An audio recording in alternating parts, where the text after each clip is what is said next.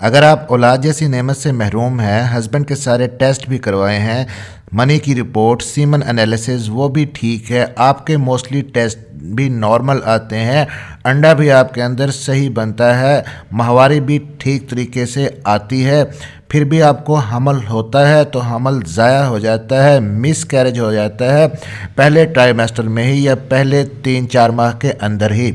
इसकी क्या वजह है और इसका क्या इलाज आप कर सकती हैं? तो आज के इस वीडियो में हम एक बहुत ही अहम टॉपिक पर बात करेंगे और वह है सर्वाइकल सर्कलेज या मैकडोनल्ड स्टिच, यानी कि बच्चादानी के मुंह के आगे लगाया जाने वाला टांका। ये टांका क्या है, मैकडोनल्ड स्टिच क्यों लगाया जाता है, कब लगाया जाता है और किन फीमेल्स को इसकी ज़रूरत पड़ती है। अगर आपको भी रिपीटेड मिसकैरेजेस होते हैं, बार बार हमल ज़ाया हो जाता है, रहम के मुंह की कमज़ोरी है, तो क्या आपको भी ये मैकडोनल्ड स्टिच लगवाना चाहिए? और ये मैकडोनल्ड स्टिच कैसे लगता है और कब खोला जाता है और क्या इसके लगवाने के कोई नुकसान भी हैं, इसी चीज़ पे बात करते हैं। बहुत ही इंपॉर्टेंट टॉपिक है, वीडियो को स्किप किए बगैर देखिएगा। मेरा नाम है डॉक्टर ताहिर। आगे बढ़ने से पहले चैनल को सब्सक्राइब ज़रूर कर लीजिएगा। तो हमल के दौरान ये जो टांका लगाया जाता है बच्चेदानी की कमज़ोरी की वजह से या रहम की कमज़ोरी को कवर करने के लिए, इसकी जो बहुत ही इंपॉर्टेंट वजह है उसको हम कहते हैं इनकॉम्पिटेंट सर्विक्स या शॉर्ट सर्विक्स, यानी सर्विक्स का छोटा होना। अब इससे पहले कि मैं इस चीज़ को एक्सप्लेन करूं, आप इस पिक पे गौर करें ताकि आपको अपने अंदर की एनाटॉमी थोड़ी सी समझ आ जाए, तो इसको समझने में आपको आसानी होगी। इस पिक्चर में आप देख सकती हैं कि ये यूट्रस है और नीचे वजाइना है, और यूट्रस और वजाइना के बीच का जो पोर्शन है इसको हम सर्विक्स कहते हैं।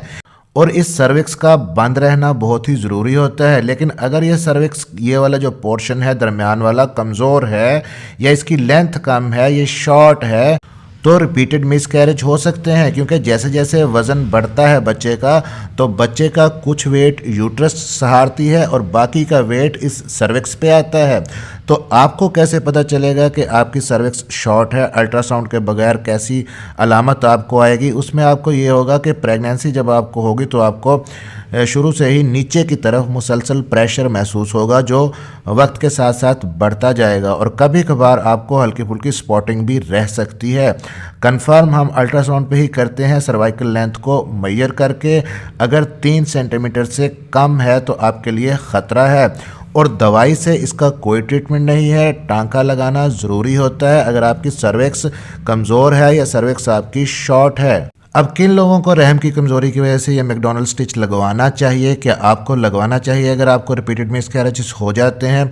तो इसमें क्राइटेरिया मैं आपको बता देता हूँ। तो सबसे पहले क्लिनिक पर जब ऐसे पेशेंट हमारे पास आते हैं, सबसे पहले हम उनकी हिस्ट्री लेते हैं। अगर पेशेंट की हिस्ट्री ऐसी है कि वो कहते हैं कि हमारा हमल ज़ाया हो जाता है 4, 5 या 6, 7वें माह के अंदर, और दर्दें भी बिल्कुल ना होने के बराबर लगती हैं, ब्लीडिंग एकदम से शुरू होती है और हमल ज़ाया हो जाता है, तो ये शॉर्ट सर्विक्स की वजह से हो सकता है।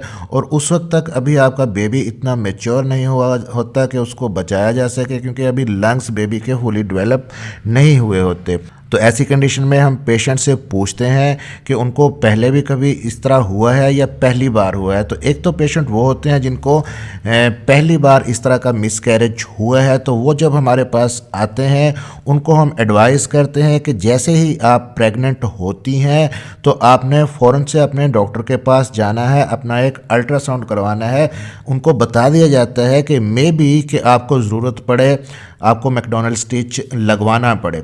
तो डॉक्टर के पास जब वो जाती हैं तो वहाँ पे उनकी बच्चेदानी के मुंह की लंबाई को मेजर किया जाता है, सर्वाइकल लेंथ को देखा जाता है जो नॉर्मली 45 मिलीमीटर तक होनी चाहिए, और फिर उस पेशेंट को एडवाइस किया जाता है कि वो हर 3 से 4 हफ्ते के बाद डॉक्टर से मिलें, चेकअप करवाएं। अगर आपकी सर्वाइकल लेंथ, बच्चेदानी के मुंह की जो लंबाई है वो कम होती जाती है, 30 मिलीमीटर तक आ जाती है, 3 सेंटीमीटर तक आ जाती है, तो आपको अपने बेबी को बचाने के लिए ये मैकडोनल्ड स्टिच या सर्वाइकल सर्कलेज भी इसको हम कहते हैं, ये टांका आपको लाजमी लगवा लेना चाहिए। और दूसरे पेशेंट वो हो सकते हैं जिनको पहले 2-3 बार इस किस्म का मसला हुआ कि उनकी चौथे, पाँचवें या छठे माह के अंदर हमल उनका ज़ाया हो गया, तो उनको हम इंतज़ार नहीं करवाते, उनको ये नहीं कहते कि हम मैयर करके देखेंगे, अगर लेंथ छोटी होगी सर्विक्स की तो टांका लगाएंगे। आइडियली ऐसे पेशेंट्स को जिनमें 2-3 बार पहले इस तरह के मिसकैरेज हो चुके हैं, उनको 4th मंथ के मिड में या स्टार्ट में ही ये मैकडॉनल्ड स्टिच या टांका लगा दिया जाता है। 14 वीक से पहले पहले मैकडॉनल्ड स्टिच उनको लगवा लेना चाहिए। ये बहुत ज़्यादा लेंथी प्रोसीजर नहीं होता। पेशेंट को हम बेहोश करते हैं या नाफ के नीचे वाला जो हिस्सा है वो सुन कर दिया जाता है,